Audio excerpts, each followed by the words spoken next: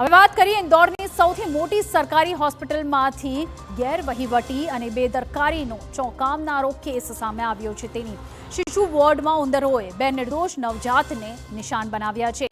એકનો હાથ કોતર્યો તો બીજાનો ખભો ઉંદરોએ કોતરી નાખ્યો અને આ ઘટના પછી હોસ્પિટલ તંત્રની કાર્યશૈલી પર ગંભીર સવાલો ઊભા થઈ રહ્યા છે।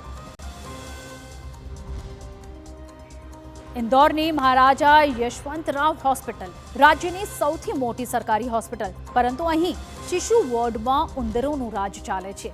उंदरोए बे नवजात शिशुओ पर हुमलो कर्यो।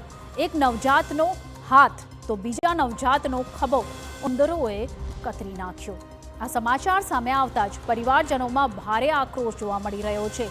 स्वाभाविक छे, હોસ્પિટલની અંદર ફરતા ઉંદરોનો વિડીયો સોશિયલ મીડિયા પર વાયરલ થયો છે। ઘટના સામે આવતા જ હોસ્પિટલ તંત્રએ તપાસ સમિતિ બનાવી અને કાર્યવાહી કરવાનો વિશ્વાસ આપ્યો છે। પરંતુ અહીં સૌથી મોટો સવાલ એ છે કે શિશુ વોર્ડમાં ઉંદરોનો આતંક કેવી રીતે ફેલાયો છે? શું હોસ્પિટલમાં મેડિકલ સ્ટાફ અને સુરક્ષા વ્યવસ્થા એટલી નબળી છે કે નવજાતના જીવ પર ખતરો ઊભો થયો છે? નવજાત શિશુઓ પર ઉંદરો હુમલો કરે છે। આ માત્ર બેદરકારી નહીં પણ નિર્દોષ જીવ સાથેની અમાનવીયતા છે। અહીં સવાલ એ થાય છે કે ઇન્દોરની આ સૌથી મોટી સરકારી હોસ્પિટલમાં દર્દીઓની સુરક્ષા કોણ સુનિશ્ચિત કરશે?